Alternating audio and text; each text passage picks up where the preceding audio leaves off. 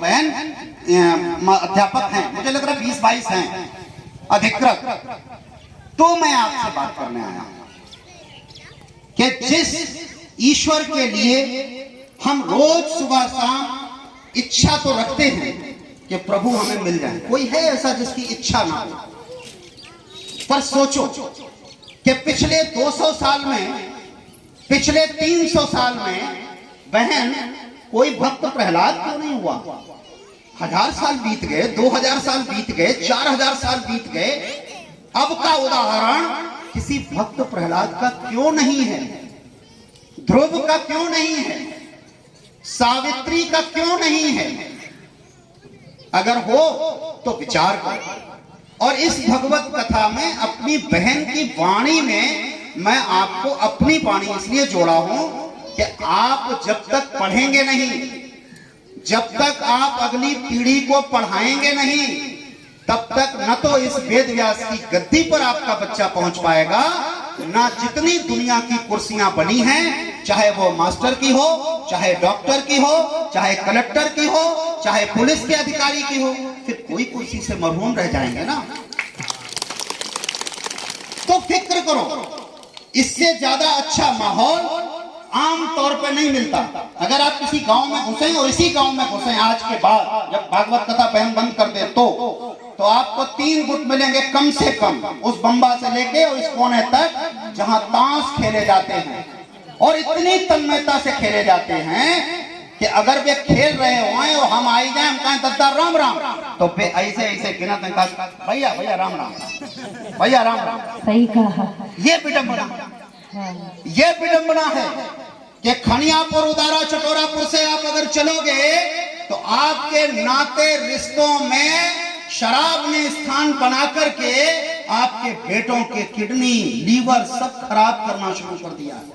कब चिंता करोगे? और बहन, उन्हें तो नहीं करनी थी। वे जब पहले भगवत कथा कहते थे तब भी उन्हें तुम्हारी कोई फिक्र नहीं थी, क्योंकि उनकी पीढ़ियों जेब का सवाल था। पर आप तो मेरा रक्त हैं, आप तो मेरे परिवार की बेटी हैं, आप इन्हें जगा करके और इनसे सवाल करके इस बात का क्यों नहीं बीड़ा उठाती हो कि अब की बार भागवत कहने आई हैं तो इतना है, अगले साल जब भागवत कहने आएंगे तो आप हमें बताएंगे कि कितने लोगों ने अपने बच्चों को तिरवा भेजना शुरू किया, कितने लोगों ने अपने बच्चों को कन्नौज भेजना शुरू किया, कितने लोगों ने अपने बच्चों को कानपुर भेजना शुरू किया। जब आप बेहतर करोगे तभी तो कुछ होगा। तो इसलिए आप सबके चरणों को प्रणाम करते हुए, बिना आपका मन खराब किए हुए, हम इस पंडाल को पूरी तरह से यह मानते हुए कि ये मेरा अपना परिवार है, मेरी माताएं हैं, मेरी बहनें हैं, मेरे अपने परिवार का, मेरा पिंड नहीं छूटेगा आपसे। आप अभी उठावा देमारी कर लो तो भी मुझसे पिंड नहीं छूटेगा, इस बहन से भी नहीं छूटेगा, क्योंकि ये भी पड़ोस के गांव की है। और इसका एक बार इसलिए छूट जाएगा कि अगर तुमने कथा कराना बंद कर दिया तो बिटिया हमारी एटा कथा कर आएगी, बिल्कुल अलीगंज चली जाएगी, और जाएगी तो 10 दिन नहीं आएगी, क्योंकि 10 दिन कथा चलेगी। आपसे ये कहने आया हूं कि 2 जगह हमसे मन मिलाइए और सोचिए मेरे साथ, आपको पता चलेगा। इतना पंडाल बैठा है, संस्कृत पढ़ना और समझना किसे किसे आता है? बस हाथ उठा दो। वो तो पढ़ना नहीं, संस्कृत पढ़ना और समझना। जैसे अंग्रेजी पढ़ना अलग बात है, पर वो कहाँ क्या गया है अगर ये नहीं पता है तो अधूरा है। अब बताओ बहन, भगवत गीता संस्कृत में, राम की रामायण वाल्मीकि जी की संस्कृत में, और जितने मंत्र दुनिया के संस्कृत में, जो हवन में पढ़े जाते वो संस्कृत में, और जितने लोग बैठे के संस्कृत में पढ़ो तो मुझे वो आउट नहीं तो बोलो धर्म संकट में है कि नहीं? बिल्कुल है। जो अपनी भाषा है वो तो हम छोड़ बैठे हैं, ये विदेशी भाषा है अंग्रेजी, उसको हमने अपना लिया है संकट दूर करो, संस्कृत बेटे और बेटियों को पढ़ाओ। आज ही हमारे पास एक फोन आया था तो वो हमसे झगड़ा कर रहा था कि आपने कोडिंग कंप्यूटर वाली किताब तो पढ़ाई नहीं। हमने कहा संस्कृत पढ़ा तो रहा हूँ। बोले इंग्लिश मीडियम में संस्कृत नहीं हो तो वो कोडिंग है पढ़ाई वो चाहिए। हमने कहा तू अपना ज्ञान और अपना बच्चा दोनों घर ले जा, मैं संस्कृत ही पढ़ाऊंगा। जय हो। और मेरे यहाँ मैं कह रहा हूँ वैकल्पिक भाषा में कंप्यूटर कोडिंग की बुक मैं नहीं पढ़ाता। इसका मतलब मैं कोई नाम बड़ी नहीं कर रहा हूँ। मेरी यही भावना है कि मेरे बच्चे जब संस्कृत पढ़ेंगे, जब श्लोक पढ़ेंगे, जब खुद हवन करना शुरू करेंगे, जब खुद वेद व्यास की गद्दी पे पहुंचेंगे तो भगवान से जुड़ेंगे, बात करेंगे, सीधे बनेगा। नहीं तो फिर रौ चक्कर में नेताओं के। अभी अभी आप जब बैठे थे तो एक फोन आ रहा था, वो लड़का वहां बैठा है, उसे डॉक्टर चाहिए, वो कैंसर से पीड़ित है। अभी अभी मेरे फोन से फोन आ रहा था, और वो लड़का राहुल राजपूत वहां प्रतीक्षा में है। क्यों? क्योंकि उसका अपना कोई रिश्तेदार या मेरा कोई रिश्तेदार डॉक्टर नहीं है। अगर डॉक्टर होता उस अस्पताल में तो वो चला जाता, इलाज करवा लेता। उसे अनिल की क्या जरूरत है? सही कहा। सदियों से। अब दूसरी चीज है कि एक तो भाई हम लोग संस्कृत गड़बड़ है, दूसरे आप बताओ ईमानदारी से, अब भगवान या तो भाषा समझे, भाई बोलचाल है। हम अभी किसी चाची माँ के सामने अगर हम रोने भी लगे पैर छू के, तो वो भी प्यार से दुलरा के पूछे लला क्या बात हुई गई, काय रोए रहे? अब तुम लोग क्या करते हो? आरती करते हो रोज, भागवत सुनते हो रोज, कन्हैया का भजन सुनते हो रोज।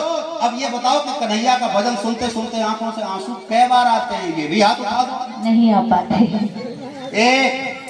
हाँ, तो कम है। बहुत अच्छी बात है, बहुत अच्छी बात है। सुना दो, 200 लोगन में एक चचा ने उठायू दो तो जो 0.5% वो हुआ तो है ना।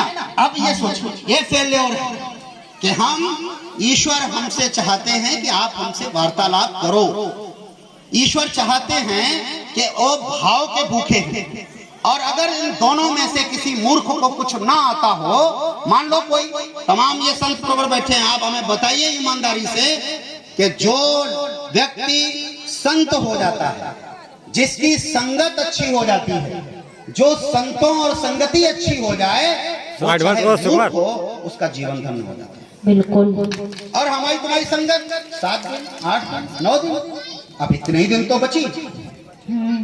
इसके बाद वो बोल गए। तो इसलिए आप सबके चरणों को प्रणाम करते हुए 3 आपको मंत्र इसलिए बता रहा हूं कि मैं अकेला कुछ कर भी लूंगा तो उससे क्या फर्क पड़ता है। जब समाज बनेगा, जब पहले परिवार बनेगा, जब परिवार बनेगा तो समाज बनेगा, जब समाज बनेगा तो देश बनेगा। सबसे पहली यूनिट आपका अपना, और जब सबसे पहला यूनिट आपका बच्चा है तो आपको अपने बच्चे पे पहले ध्यान दीजिए, क्योंकि हजारों साल से कोई प्रहलाद नहीं बना, हजारों साल से कोई ध्रुव नहीं बना।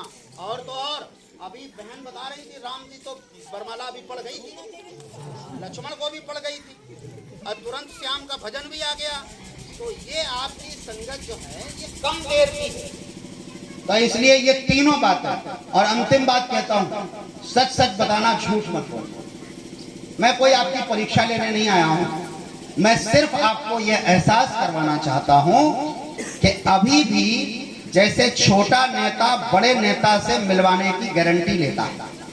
आप देख रहे ध्यान से, बड़े बुजुर्ग समझ जाएंगे कि मंत्री जी से मिलना हो तो प्रधान जी से मिलो, फिर अगर और बड़े मुख्यमंत्री से मिलना हो तो विधायक जी से बात करो।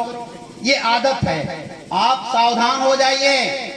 आपके भगवान से आपको मिलाने वाले पाखंडों की बहुत बड़ी फौज, जो डायरेक्ट तुम्हें मिलवाए, और डायरेक्ट तो विधायक सांसद नहीं मिलत, तो वे तो परम पिता के परम अंश हैं, परमात्मा हैं, भगवान हैं। वे जुगाड़ से कैसे मिल जाएंगे? कोई जुगाड़ नहीं है प्रभु को पाने की। इतने लोग हो, ईमानदारी से बताना। अभी देखना आप सबकी जिंदगी इनके हाथों में कैसे है।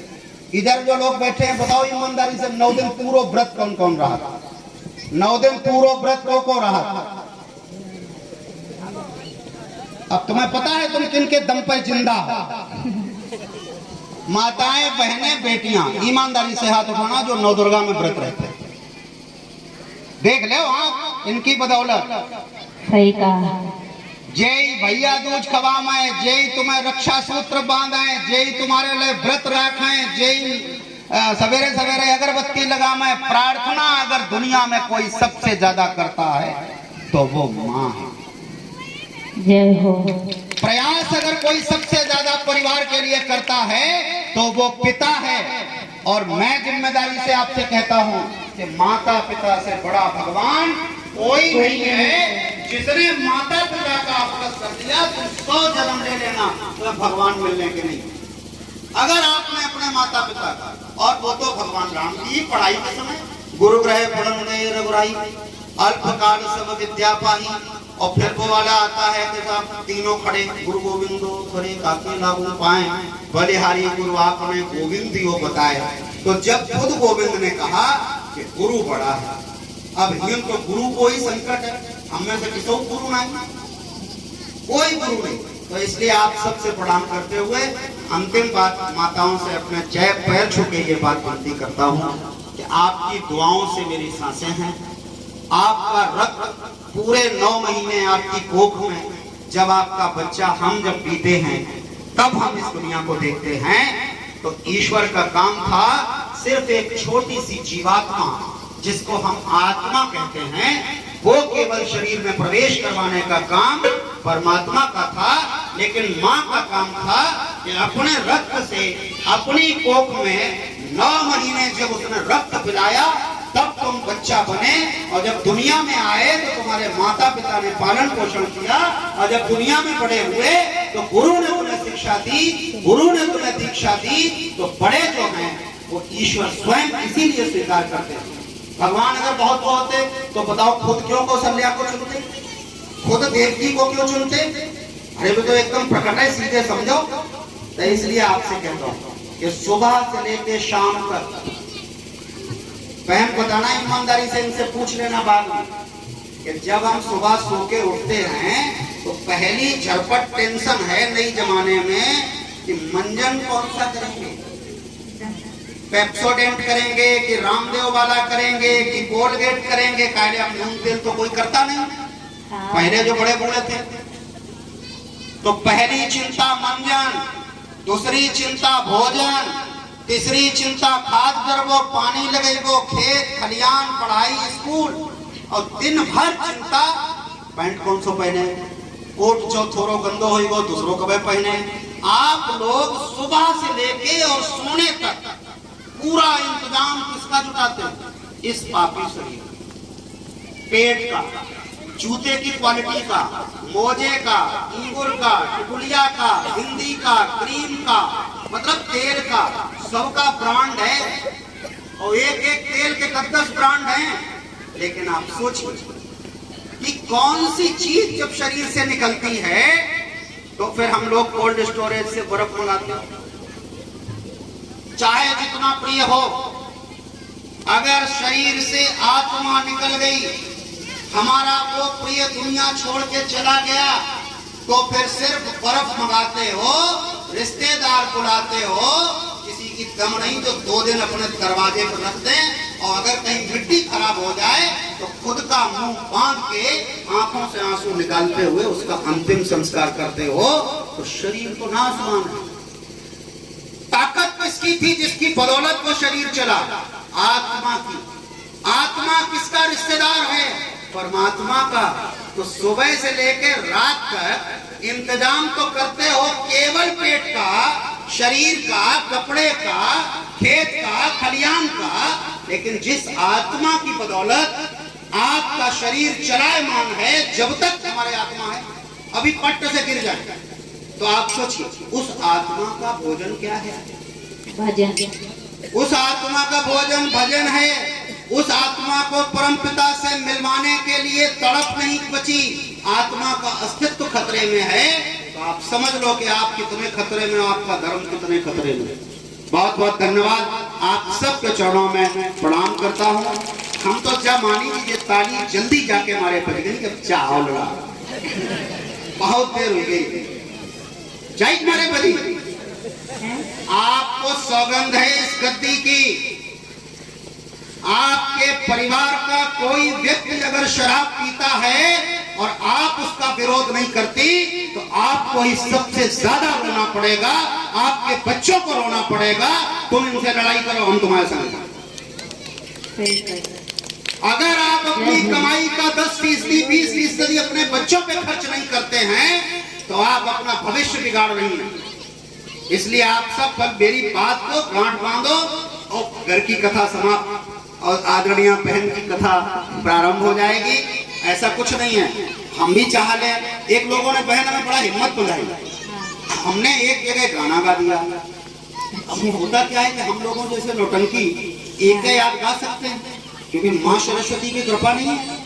पद्य में हम नहीं बोल सकते, गद्य में देखो भाषण दे दिया और 1 घंटा बुलवा लो, हम बोल देंगे, भगवान पे बोल देंगे, भगवत गीता बोल देंगे, रामायण पे बोल देंगे, राम पे बोल देंगे।